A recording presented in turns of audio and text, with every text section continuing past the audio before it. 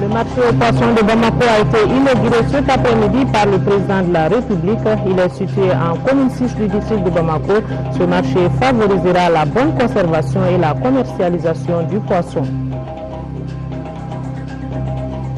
Le coup de pouce du Japon au Mali avec 12 200 tonnes de riz, 7e du genre, ce geste vise à faire baisser le prix du riz sur le marché.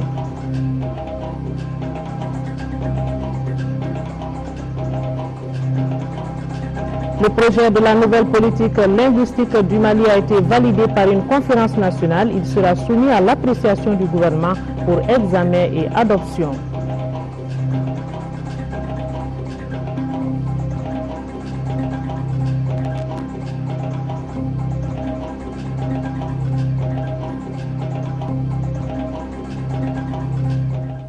Mesdames, Messieurs, bonsoir et bienvenue à cette édition. Le président de la République, Amadou Toumani Touré, a reçu ce matin en audience une délégation de l'Organisation internationale Gédéon, conduite par son représentant en mission au Mali, Kevin Fuller. La délégation était venue rendre une visite de courtoisie au chef de l'État et lui expliquer la nature de l'organisation dont le siège est basé aux États-Unis. Nous y reviendrons au cours de ce journal.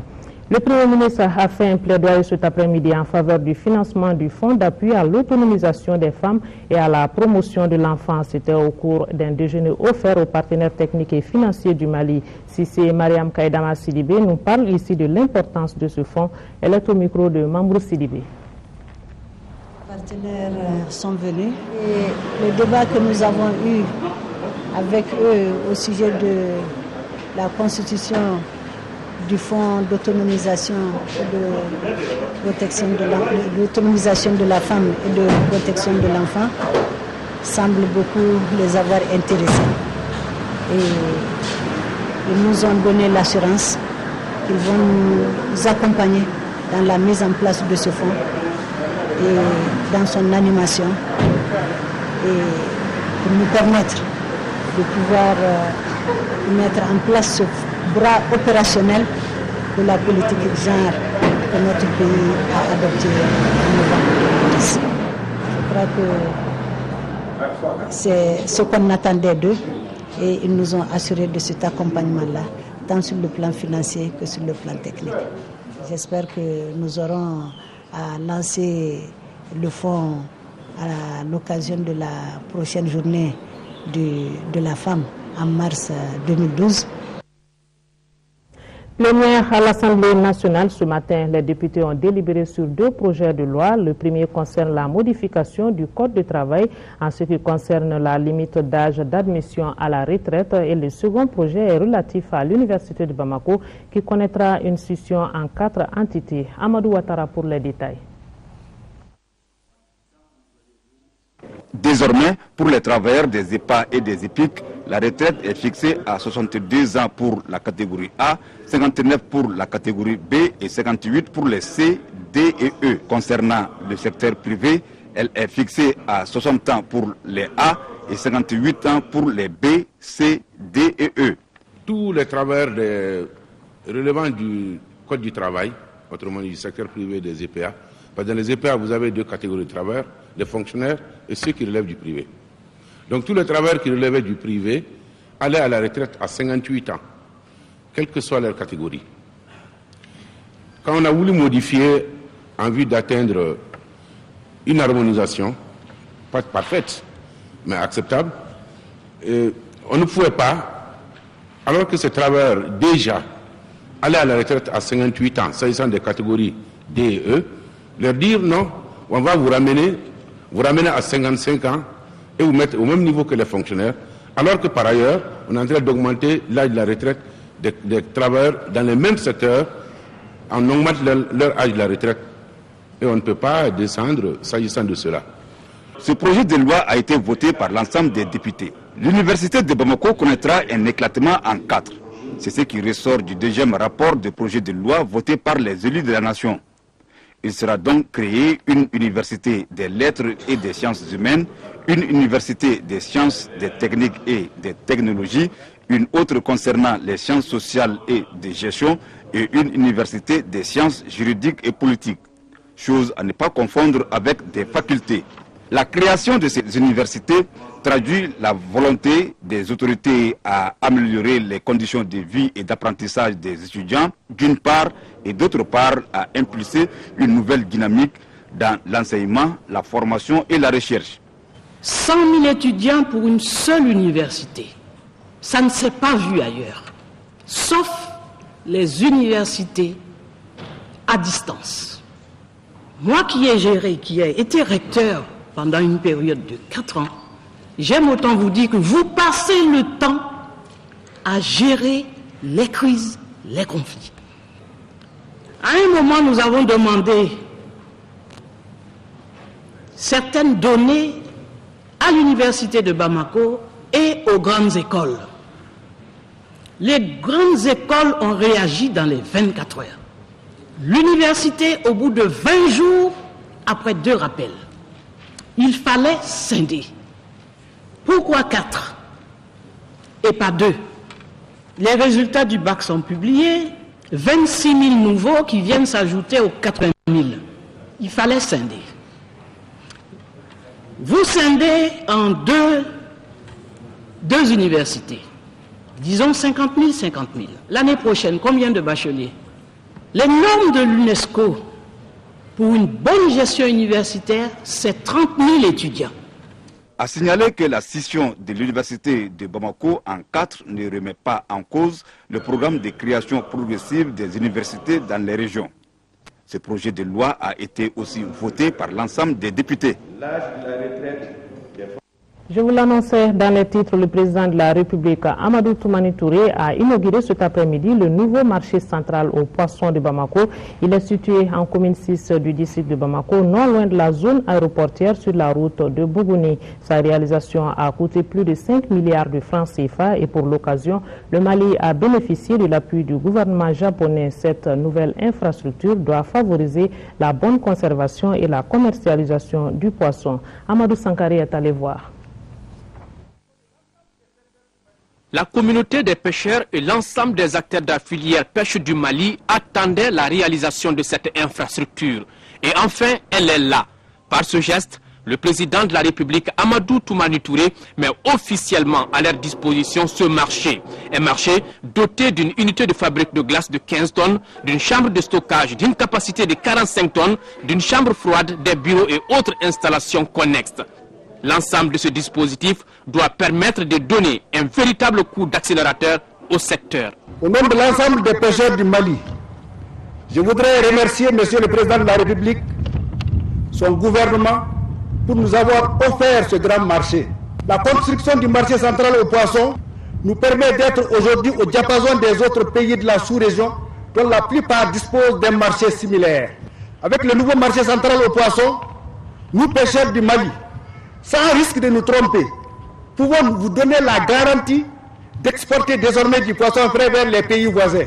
Réalisé à hauteur de plus de 5 milliards de francs CFA, grâce à un don non remboursable du gouvernement japonais, le nouveau marché central à poissons de Bamako s'inscrit en droite ligne dans les axes du cadre stratégique pour la croissance et la lutte contre la pauvreté. Au plan technique, le département a choisi de développer des stratégies alternatives. Celle-ci vise notamment la rationalisation des pêches et le développement de l'aquaculture sous toutes ses formes. Formation et installation des jeunes aux techniques de reproduction artificielle du poisson, création des viviers pour la conservation des alevins, empoisonnement des plans d'eau, pisciculture en étang, la rizipisciculture, la pisciculture de type intensif comme les cages flottantes. Notre ambition, comme vous l'avez instruit au gouvernement, Excellence Monsieur le Président de la République, est de faire du Mali à l'horizon 2020 une puissance agricole sous-régionale. Pour le chef de l'État, le secteur de la pêche occupe une frange importante de notre pays. Partant de ce fait, il était nécessaire d'accompagner le secteur. Et la pêche contribue également d'une manière évidente à ce que nous avons appelé communément la souveraineté alimentaire.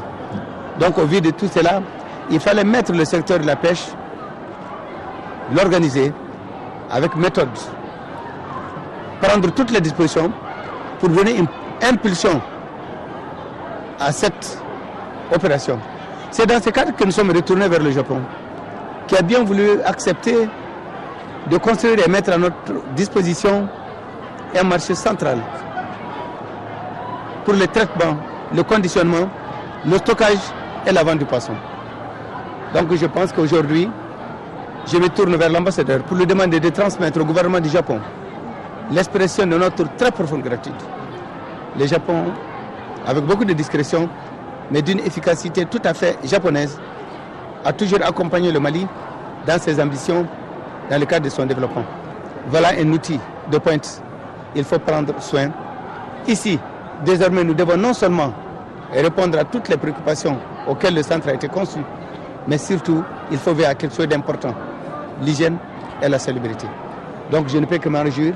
La pêche contribue au budget d'État de façon substantielle à travers des redevances et impôts prélevés tout au long de la filière. Pour la circonstance, la communauté Bozo a donné de la voix. Le Premier ministre a accordé cet après-midi une audience à une délégation conjointe des Nations Unies et de l'Union africaine au centre des échanges, les impacts de la crise libyenne sur les pays de la bande sahélo-saharienne. La délégation a également évoqué avec le Premier ministre la situation sécuritaire, la lutte contre le terrorisme, l'économie de la sous-région au regard du retour massif des migrants de la Libye dans leur pays. Auparavant, Mme Cissé Mariam Kaïdama Sidibé avait reçu en audience le président de la BOAD. Le compte rendu de ces 12 audiences est avec Suleiman Kenza Sidibé. D'entrée de jeu, le chef de la mission a planté les deux corps. Il importait d'entretenir Madame le Premier ministre sur les effets collatéraux mais lourds de la crise libyenne sur les pays du Champ et le Tchad. Au nombre des défis à surmonter, il y a la circulation des armes le long de la bande sahélo-saharienne, situation consécutive au pillage des dépôts d'armes en Libye. Emportés, les armes et munitions ont pris toutes les directions. De quoi mettre le holà pour une zone déjà fragilisée dans sa lutte contre le terrorisme, en particulier contre AQMI au Maghreb islamique. La délégation est venue écouter le chef du gouvernement pour connaître les défis du Mali dans sa quête sécuritaire, comment renforcer la capacité opérationnelle du pays, quel type de moyens nous faut-il pour sécuriser davantage tout le pays, en particulier le nord. L'autre aspect de la question, c'est le retour massif des migrants ouest-africains de la Libye. Toutes choses qui peuvent corser la situation économique dans nos différents pays. C'est une mission qui a été envoyée aussi bien par les Nations Unies que par l'Union africaine pour essayer de voir avec les autorités des différents pays qui sont concernés quels sont les problèmes, non seulement immédiats, qui se posent à eux, mais aussi les problèmes à moyen et à long terme auxquels ils font face. Vous savez que depuis la crise libyenne, beaucoup de choses se sont passées. Ce qui préoccupe le plus ces organisations, c'est d'abord évidemment le problème de tout ce qui revient suite à cette crise. Et un pays comme le Mali a reçu pas mal de personnes qui étaient parties peut-être chercher fortune et qui, à cause de la crise, sont obligés de revenir grossir le lot des chômeurs. Vous avez aussi le problème des armes qui ont disparu de Libye et qui se promènent quelque part dans notre zone, dans la zone sahélienne, et personne ne sait très exactement quel est leur nombre et à quoi ces armes pourront servir. Et enfin, vous savez, il y a le problème du terrorisme que l'on discute. Le Mali est un pays qui vit dans sa chair ce problème. Un peu avant, le chef du gouvernement s'était entretenu avec le président de la BOAD. Le président, accompagné du ministre de l'économie, a souligné l'excellence des relations entre le Mali et ses institutions. Les deux personnalités ont passé en revue le portefeuille des projets de la BOAD, des projets dont le financement se chiffre à plus de 250 milliards de francs CFA. La coopération entre la BOAD et le Mali, elle est très ancienne. Cette visite s'inscrit dans le cadre des concertations périodiques que nous avons et pour faire le point avec les autorités de l'état de la coopération, surtout expliquer la situation de la banque, l'évolution de la banque, et puis voir, faire le point des projets en cours d'instruction et en cours d'exécution, et plus important encore, les perspectives. Alors, pour ce qui concerne la coopération elle-même, comme vous le savez très bien, elle se porte très bien. En chiffres, c'est à peu près de 254 milliards de francs CFA de financement que nous avons eu à faire. Les décaissements sont de l'ordre de 190 milliards de francs CFA et nous sommes dans tous les secteurs. Dans tous les secteurs, notamment tout ce qui concerne les infrastructures.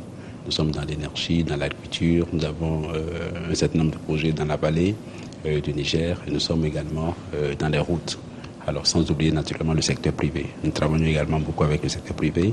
Et en termes de perspectives, nous avons 2 projets qui doivent passer à notre prochain conseil d'administration. C'est le projet sucrier de Makala, le volet agricole, et sur lequel nous avons pris une option de 10 milliards de francs CFA, et puis le projet PPP énergie et Albatros, et sur lequel également nous avons pris 12 milliards de francs CFA d'option. Ces 2 dossiers vont passer à notre prochain conseil.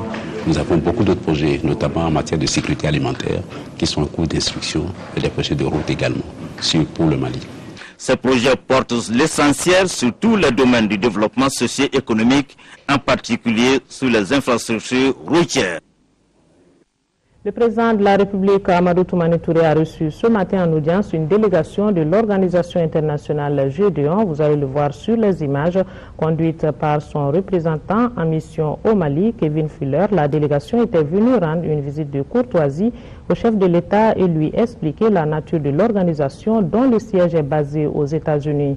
Gédéon International est une organisation d'hommes d'affaires dont la mission est d'acheter et de distribuer gratuitement des documents à certaines couches sociales de la population, notamment les écoles, les hôpitaux et les hôtels ainsi que les garnisons. Kevin Fuller, de nationalité australienne, était accompagné pour l'occasion par le pasteur Daniel Koulibaly, délégué général de l'association des groupements d'églises et de missions protestantes évangéliques au Mali ainsi que du représentant de Gédéon International au Mali. Et nous repartons à l'Assemblée nationale où les travaux de la plénière se sont poursuivis dans l'après-midi. Les députés ont voté la loi portant modification de l'ordonnance portant organisation du secteur de l'électricité avec 81 voix pour, 1 contre et 0 abstention. Le projet de loi initié par Maître Kassoum Tapo était défendu par le ministre de l'Énergie et de l'Eau, Abivouane. Le président du Haut Conseil des collectivités a reçu en audience ce matin une délégation du bureau de son Altesse Cheikha Moussa Bint Nasser, épouse de son Altesse l'émir du Qatar. Cette délégation était venue expliquer au président Oumar Ibn Aïdara les ambitieux programmes que son pays va développer au Mali. Et pour plus de précision, nous vous proposons d'écouter la conseillère de son Altesse. Elle est au micro de Abdraman Maïga. On est là dans un cadre humanitaire.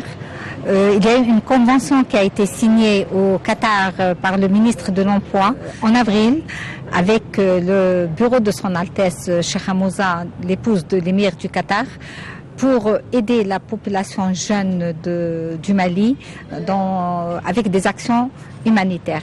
C'est surtout la construction de centres de formation dans la bijouterie, dans l'artisanat, dans l'agriculture. Et ces centres-là, on a décidé qu'ils doivent être implantés, un à Bamako, l'autre à Tombouctou, et une ferme pilote. Et puis pour d'autres actions qui vont venir. Et aussi dans le cadre de l'investissement de son Altesse dans ce beau pays. On a été reçus, les portes sont ouvertes. Je suis très contente, mon collègue et moi, de l'accueil qui nous a été accordé. Et aussi, on a été reçus par le président du Parlement. Maintenant, on est dans un siège qui représente beaucoup, qui représente la population, qui représente tout le Mali, toutes les collectivités.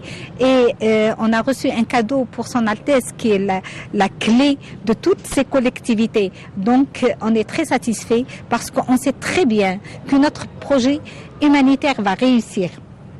Et ça, c'est grâce aux autorités et grâce à ce peuple-là, peuple hospitalier.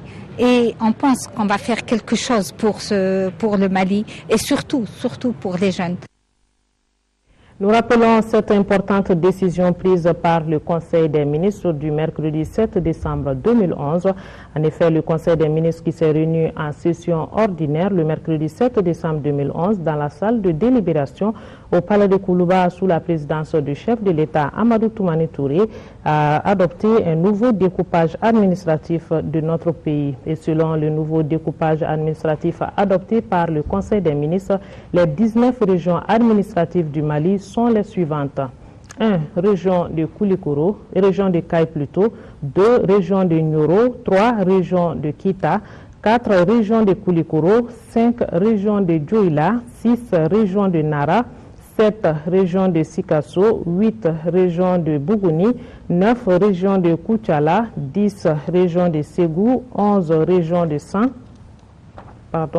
12. Région de Mopti, 13 régions de Badjangara, 14 régions de Douanza, 15 régions de Tombouctou, 16 régions de Taoudini, 17 régions de Gao, 18 régions de Minaka, 19 régions de Kidal. Nous y reviendrons dans cette édition avec le ministre de l'Administration territoriale et des collectivités locales.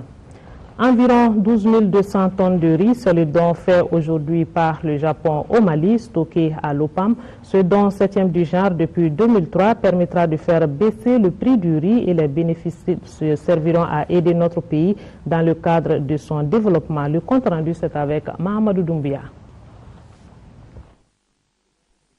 Avec cette remise officielle de céréales, le Japon offre à notre pays 12 200 tonnes de riz stockées déjà à l'OPAM, d'une valeur de plus de 3 milliards de francs CFA. Cette 7e donation s'inscrit dans le cadre du prolongement des apports du Japon en matière de sécurité alimentaire au Mali. Ainsi, depuis 2003, le Japon a offert plus de 40 000 tonnes de riz. Ce présent don permettra d'aider notre pays suite au déficit pluviométrique constaté cette année. Il est important d'assurer la sécurité alimentaire du Mali, dont le taux de croissance démographique est de plus de 3% par an. De plus, sous l'influence du changement climatique, cette année, la population malienne est menacée dans sa sécurité alimentaire, puisque la campagne agricole n'a pas été satisfaisante à cause du manque de précipitations et d'inondations dans certains endroits. Au nom du chef de l'État, Amadou Toumani Touré, le secrétaire général de la présidence a rassuré qu'une utilisation judicieuse de ces dons et une gestion transparente seront bien respectées. La cérémonie de ce jour porte sur une quantité de 12 112,940 tonnes sur une prévision de 12 200,176 tonnes de riz, entièrement réceptionné dans les magasins de l'OPAM depuis le mois d'octobre dernier.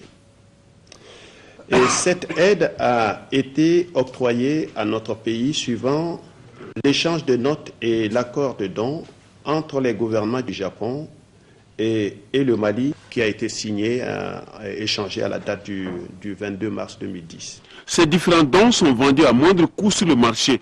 Le bénéfice tiré de ce commerce permettra au gouvernement du Mali de réaliser des projets socio-économiques en collaboration avec le Japon. Demain, vendredi 9 décembre, sera célébrée la journée des Nations Unies contre la corruption. L'événement commémoré pour la 8e fois consécutive est l'occasion d'attirer l'attention des uns et des autres sur l'impact de la corruption sur le développement du pays et les actions visant à réduire, voire éliminer la corruption. Cette année, le thème retenu est Agir contre la corruption aujourd'hui. Pour sa part, le Mali a décidé de coupler l'événement à la Semaine nationale de lutte contre la corruption et plusieurs activités sont prévues pour la sensibilisation des jeunes, dont la conférence sur la corruption électorale, celle sur la corruption dans l'espace scolaire. Dans un extrait de son message livré en prélude à cette journée, le ministre de la Justice, garde des Sceaux, Marafa Traoré, a précisé le thème national. Des propos qui sont recueillis par Aramata Konati. La célébration de la semaine de lutte contre la corruption est placée cette année au plan national sous le thème suivant: le rôle de la jeunesse dans la prévention de la corruption. Le choix de ce thème est loin d'être fortuit. En effet, la conférence des États partis à la Convention des Nations Unies contre la corruption, tenue du 24 au 28 octobre 2011 à Marrakech au Maroc, a adopté une déclaration en faveur de la prévention de la corruption. Cette déclaration dite de Marrakech exhorte les États parties, d'une part, à promouvoir la participation de la société civile, des organisations non gouvernementales et les communautés de personnes à la prévention de la corruption et, d'autre part, à impliquer les jeunes en tant qu'acteurs clés d'une prévention efficace de la corruption. C'est pourquoi, dans le cadre de la promotion d'une culture d'intégrité, de la transparence et de la responsabilité et la prévention de la corruption, une série d'activités dont l'objectif est la prise de conscience de cette couche sociale seront organisées en partenariat avec le Conseil national de la jeunesse du Mali. Les thèmes choisis pour cette semaine mettent en exergue non seulement les efforts du gouvernement, mais aussi la nécessité d'un engagement de toutes les parties prenantes, particulièrement les jeunes dans le combat, en vue d'éradiquer le fléau de la corruption dans notre pays. Fin cet après-midi, ici à Bamako, des travaux de l'atelier régional des greffiers sur le parcours préjudiciel. Durant 3 jours, les participants venus de la zone UEMOA ont échangé sur les thèmes pratiques de la mise en œuvre de la procédure préjudicielle. À l'issue des travaux, plusieurs recommandations ont été faites, parmi lesquelles la vulgarisation du droit communautaire, l'organisation périodique des rencontres de formation pour les greffiers. Le reportage de Lamine Keita. Ces 3 jours de rencontres ont été mis à profit par les greffiers de la zone UEMOA, Union économique et monétaire de l'Afrique de l'Ouest, pour échanger sur le thème pratique de la mise en œuvre de la procédure préjudicielle. À l'issue de l'atelier, les participants souhaitent la formation des greffiers pour la vulgarisation du droit communautaire. Ils demandent la dotation des juridictions nationales en équipement en vue de la modernisation des méthodes de travail. L'année 2011 a été marquée par la volonté de notre cour d'informer les greffiers sur l'importance du rôle qu'ils doivent jouer dans la mise en œuvre du recours préjudiciel. Mais il reste évident que dans l'avenir, les activités de ce genre vont se multiplier pour atteindre le plus grand nombre d'entre eux. Pour le premier responsable du ministère de la Justice, la rencontre de Bamako vient à point nommé car elle va permettre de renforcer la capacité des greffiers. Le département de la justice apprécie hautement cette initiative de la Cour de justice de l'UEMOA qui vise la réalisation de l'intégration juridique à travers des actions de sensibilisation à l'endroit de toutes les couches socio-professionnelles. Ces actions contribueront, j'en suis persuadé, à une meilleure appropriation des normes communautaires dans notre espace commun, l'espace UEMOA. L'atelier a été rendu possible grâce à la Cour de justice de l'Union économique et monétaire ouest-africaine, une organisation qui compte 8 pays membres de l'Afrique de l'Ouest.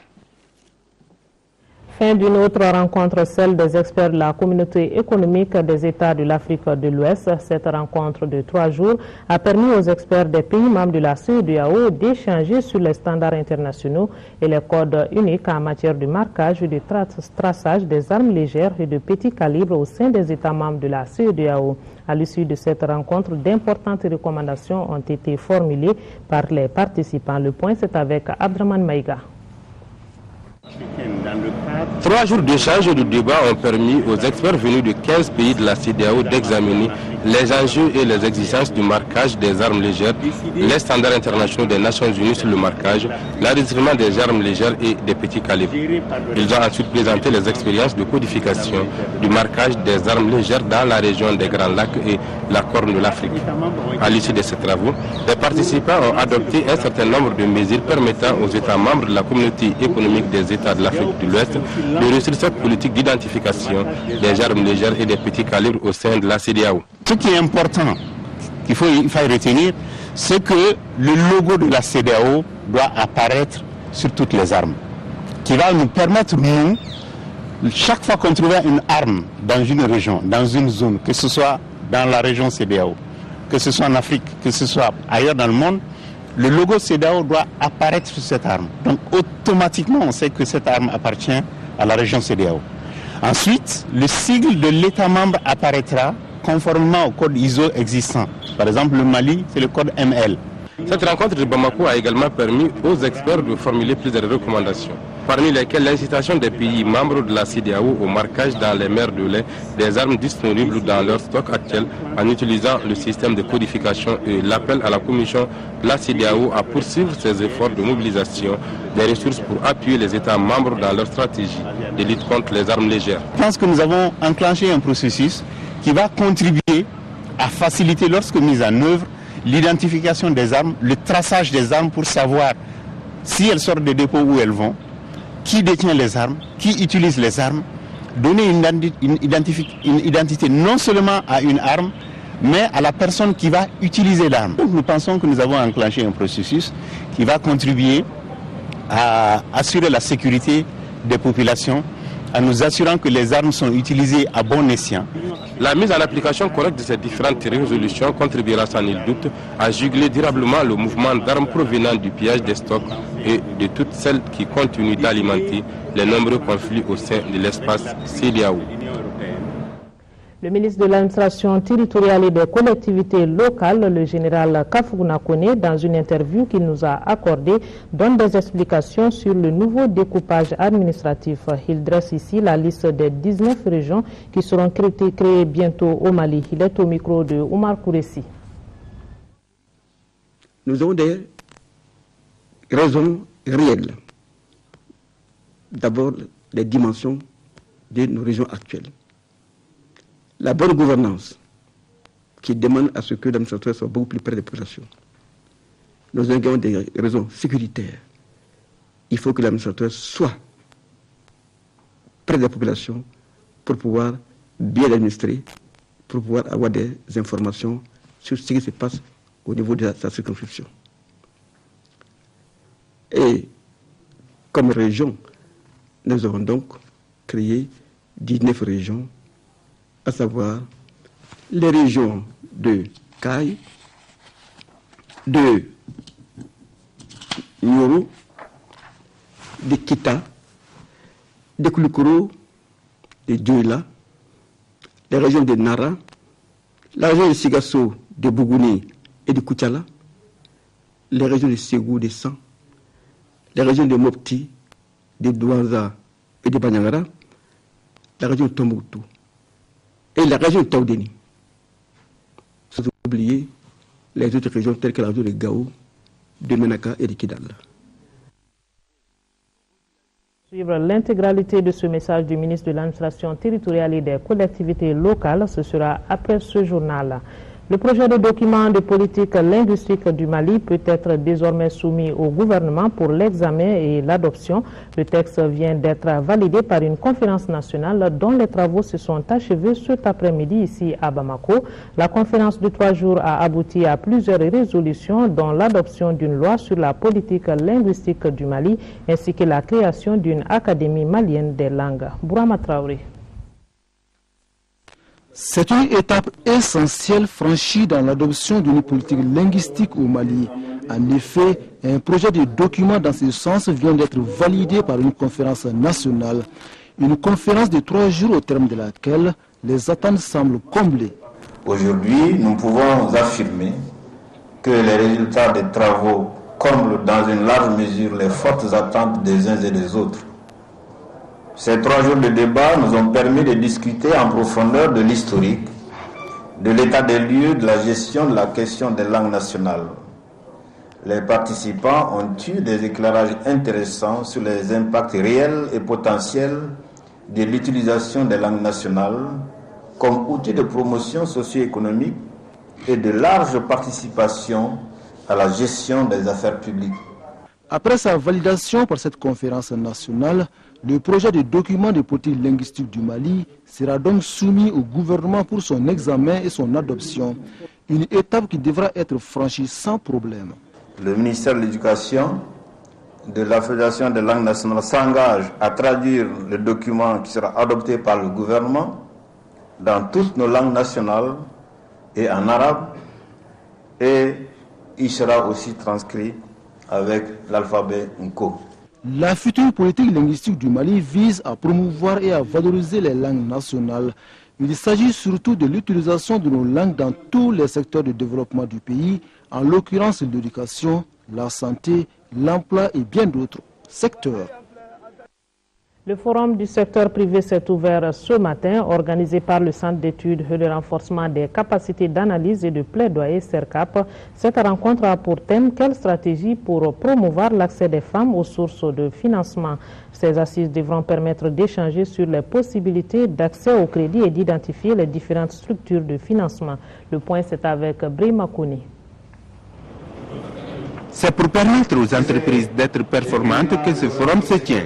Un forum qui traduit l'engagement des plus hautes autorités d'accroître les incitations à l'investissement et de promouvoir le secteur privé. Notre contribution sera d'améliorer le processus d'intégration régionale.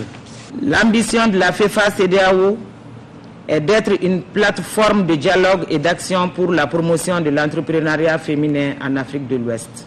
La difficulté d'émergence que rencontrent les entreprises féminines réside dans le fait qu'il n'existe pas de système de financement qui correspond à la spécificité des activités des femmes au Mali. Le forum du secteur privé a pour thème principal quelle stratégie pour promouvoir l'accès des femmes aux sources de financement.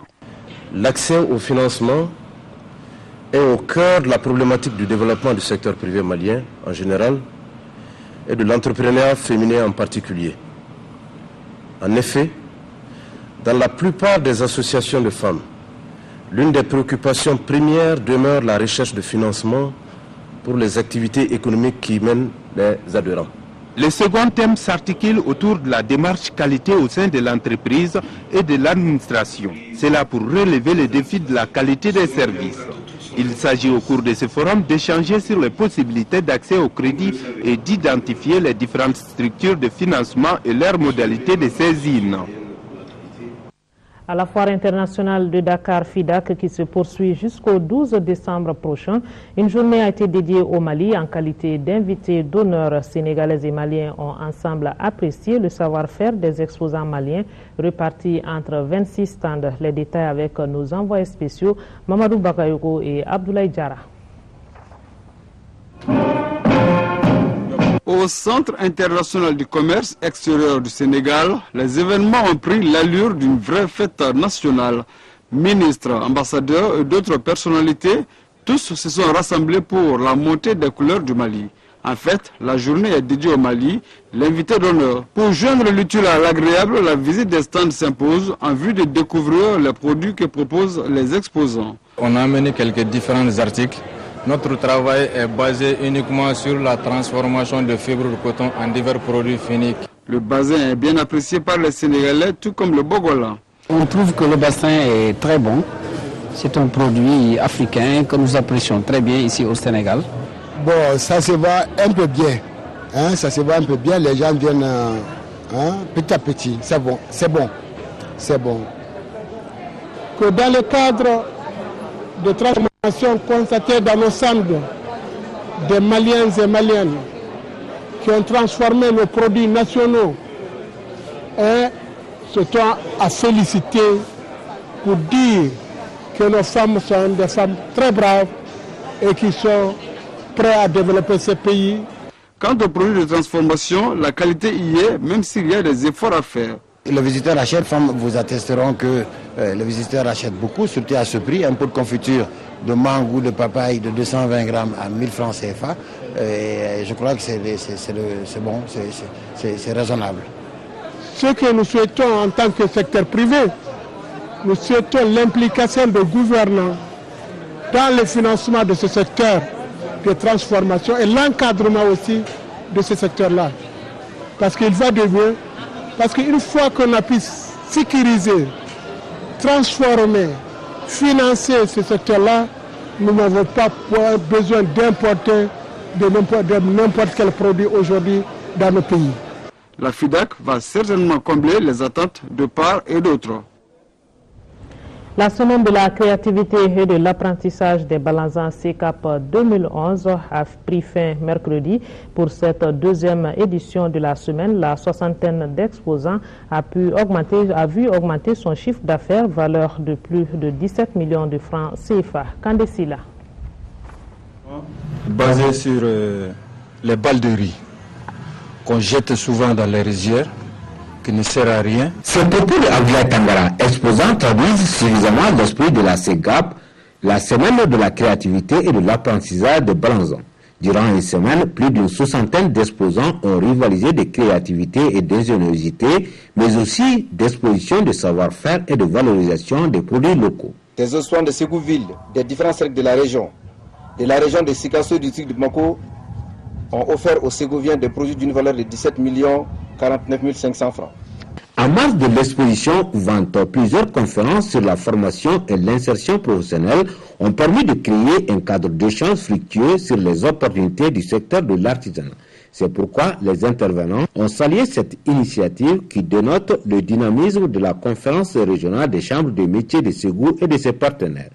La cérémonie a été également marquée par la remise de 15 motos à des chambres consulaires pour la mise en œuvre du PAFIP, le projet luxembourgeois d'appui à la formation et à l'insertion professionnelle et la remise des prix d'encouragement et d'attestation de participation. Il faut noter que pour la 3e édition de la semaine, le fanion a été remis à l'Assemblée régionale de Ségou qui aura désormais à charge d'organiser les prochaines éditions. Le ministre du Logement, des Affaires foncières et de l'Urbanisme invite les propriétaires de parcelles de terrain situées dans l'emprise et les servitudes des travaux de construction des logements sociaux SIS à Tabakoro dans le cercle de Kati à se présenter le lundi 12 décembre 2011 et jour suivant à partir de 10h munis des documents justificatifs de leur propriété devant la commission d'indemnisation siégeant au sein du cabinet de son département pour les travaux d'indemnisation. Il s'adresse seront pour toute information utile au président de la dite commission. Des guides africains de la communauté chrétienne viennent de suivre une formation sur le rôle d'un aumônier et d'un accompagnateur dans l'Église. Ces noms, selon eux, sonnent forts et ils doivent être su par les responsables chrétiens chargés d'appeler la jeunesse ouvrière chrétienne à un engagement militant pour la paix et la justice. Pour plus de précisions, nous allons donc écouter l'aumônier national de la jeunesse ouvrière chrétienne du Mali. Il est au micro de notre reporter Adama Koulibaly. Un aumônier, c'est un prêtre à qui on demande un service auprès d'un groupe, d'un mouvement. Par exemple, l'aumônier de la JOC, l'aumônier national ou l'aumônier diocésain de la JOC. Et moi-même, je suis aumônier national de la JOC, c'est-à-dire le prêtre qui est délégué par les évêques pour être auprès de ce mouvement, pour aider ce mouvement, surtout dans le domaine spirituel, surtout dans le domaine de la foi. C'est ça l'aumônier. L'accompagnateur aussi, c'est un laïc. Ça peut être un laïc qui est à côté de ce mouvement, pour aider ce mouvement à grandir, pour aider ce mouvement à progresser sur le chemin de la foi, le chemin de l'engagement militant. C'est ça aussi l'accompagnateur, surtout en JOC. Aujourd'hui, nous ouvrons notre rencontre régionale, c'est-à-dire ce sont les aumôniers de l'Afrique de l'Ouest. Et plusieurs pays sont là, la Côte d'Ivoire, le Burkina Faso, le Sénégal, le Bénin, le Togo et le Mali. Donc les objectifs visés, c'est aider tous ces aumôniers dans leur travail. C'est donner à ces aumôniers, à ces accompagnateurs, des moyens, des voies pour qu'ils soient encore plus près de ces jeunes, pour qu'ils soient encore des soutiens à cette jeunesse, pour que cette jeunesse aille de l'avant. Le parti PDS aura-t-il un candidat à la présidentielle de 2012? Cette question était au centre des échanges entre la direction du parti et les militants de la commune 5 du district de Bamako. À cette préoccupation, le président du parti, Ahmed Diané Semega, a été clair. Selon lui, la convention du parti en vue déterminera la position du parti. Le compte rendu, c'est avec Bouakar Sissoko.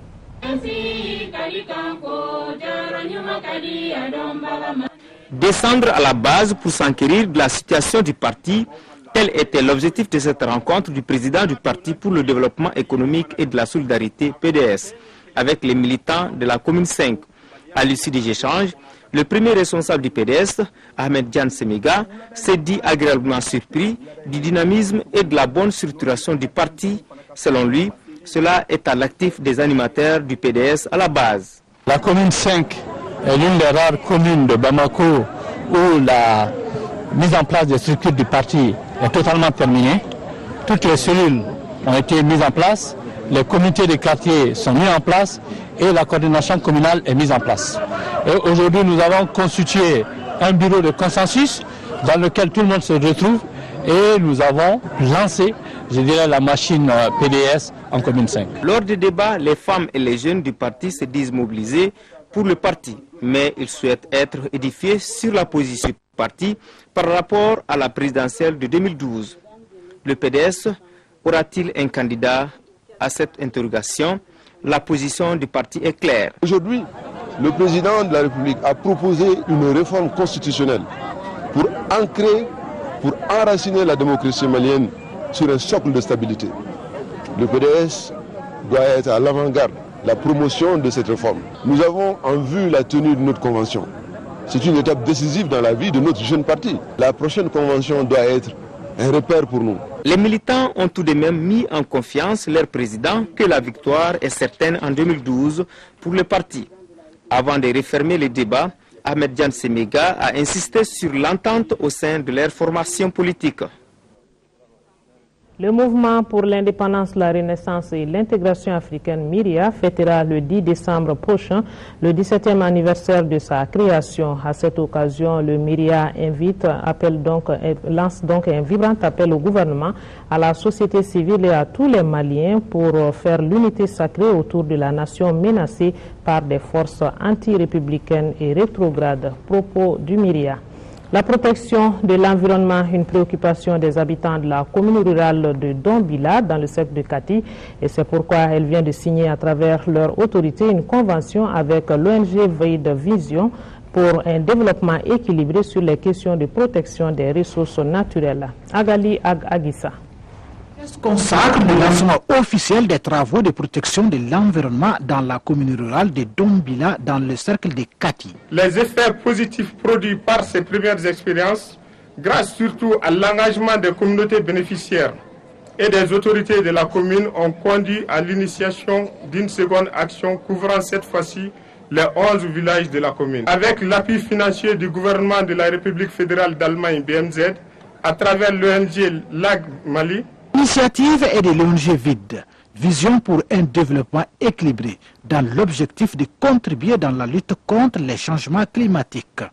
Pour mener bien cette mission, l'ONG Veid et ses partenaires techniques et financiers ont décidé de signer une convention avec les autorités communales et administratives de la commune de Dombila sur la question. Cette convention, pour qu'elle soit l'expression d'une communauté militante pour son environnement, fut l'objet d'une approche participative et pédagogique. L'ONG Veid, Vision pour un développement équilibré, est une organisation malienne de secours d'appui aux couches défavorisées créée en 2000. Le projet de réalisation du périmètre maraîcher a été lancé hier dans la commune rurale de Dougou-Olonfla. Il est destiné à des associations féminines de 5 villages pour un coût de plus de 38 millions de francs CFA. Ce projet d'appui au co-développement vise à aider les associations féminines de la commune de Dougou-Olonfla pour un développement local durable. Seydou Traoré. Ce chantier participatif lancé dans le village de Dialado, l'un des 5 villages bénéficiaires du projet, consiste à aménager 5 périmètres maraîchers avec des puits à grand diamètre pour 295 femmes. Ce projet, accueilli à bras ouverts par les populations de la commune de Dougou-Olonfla, permettra à ces femmes de Bougouba, Kawerla, Kéréouane, Kolobo et Dialado d'exploiter chacune une parcelle dans un périmètre moderne, répondant aux normes techniques établies et d'avoir un accompagnement nécessaire à sa réussite. Ce projet va beaucoup nous aider, surtout en termes d'équipement pour la protection des plants contre les animaux et de pouvoir produire en toute saison. Ça leur permettra de relever leur niveau de revenus et leur permettra aussi de diversifier leurs activités et essayer de commercialiser aussi les produits.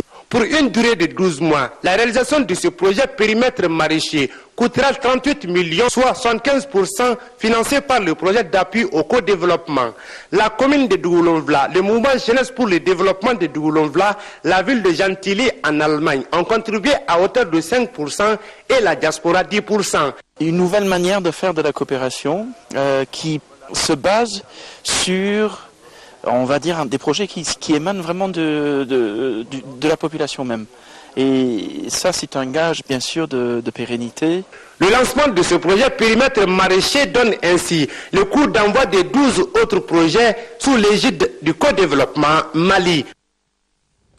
Sport football, la Supercoupe, c'est ce samedi. Elle opposera le stade malien de Bamako au club olympique de Bamako. Ça se passera au stade Modibo Keïta. En prélude à l'événement, la Fédération malienne de football a procédé cet après-midi à son siège à la remise des équipements. Abdul Karim Kaba.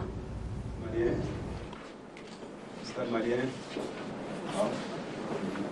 Stade malien. Vous l'aurez compris, eh bien, pour cette remise des équipements de la Supercoupe 2011-2012, le Stade malien de Bamako, champion en titre, a brillé par son absence à la cérémonie de remise de maillots. La Supercoupe oppose le champion sortant et le détenteur de la Coupe nationale. À la FEMA Foot, on ignore les raisons de cette défection des Blancs. Je suis surpris que le stade ne soit pas représenté à cette cérémonie de dotation d'équipement. Je n'ai pas d'explication claire en ce moment précis, mais je suppose que c'est un malentendu quelque part. Si cette absence des Blancs de Bamako se justifie comme un refus, la fédération envisagerait un second plan. Je préfère ne pas penser que le stade va refuser de jouer la Supercoupe.